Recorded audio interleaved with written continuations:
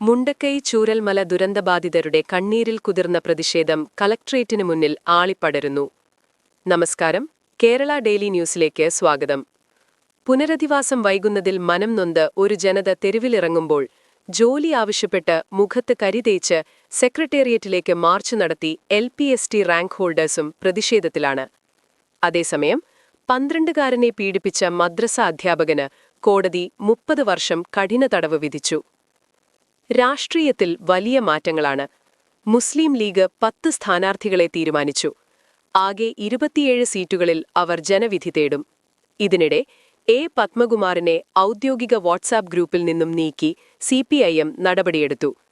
കാന്തപുരത്തിന്റെ ഇഫ്താർ വിരുന്നിൽ PK കുഞ്ഞാലിക്കുട്ടി പങ്കെടുത്തതും ശ്രദ്ധേയമായി. എന്നാൽ MPമാർ നിയമസഭയിലേക്ക് മത്സരിക്കേണ്ടതില്ലെന്നാണ് കോൺഗ്രസ് സംസ്ഥാന നേതൃത്വത്തിന്റെ നിലപാട്. പെന്തക്കോസ്ത് സഭകളെ ക്രൈസ്തവ വിഭാഗമായി സർക്കാർ അംഗീകരിച്ചു. പുതിയ ലഹരി വിരുദ്ധ ബ്യൂറോയ്ക്ക് മന്ത്രിസഭ പച്ചക്കൊടികാട്ടി. ഹൈക്കോടതി ഉത്തരവ് ചൂണ്ടിക്കാട്ടി കൊച്ചിയിൽ പ്രധാനമന്ത്രിയുടെ സ്വാഗത ബോർഡുകൾ കോർപ്പറേഷൻ നീക്കി. മുന്നണി ധാരണപ്രകാരം BJP കേരളത്തിൽ കുറഞ്ഞ സീറ്റുകളിൽ മാത്രം മത്സരിച്ചേക്കാം.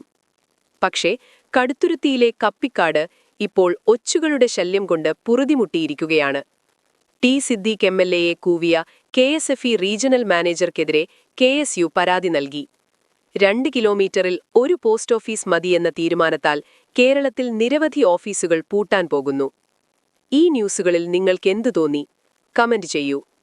ശുഭദിനം.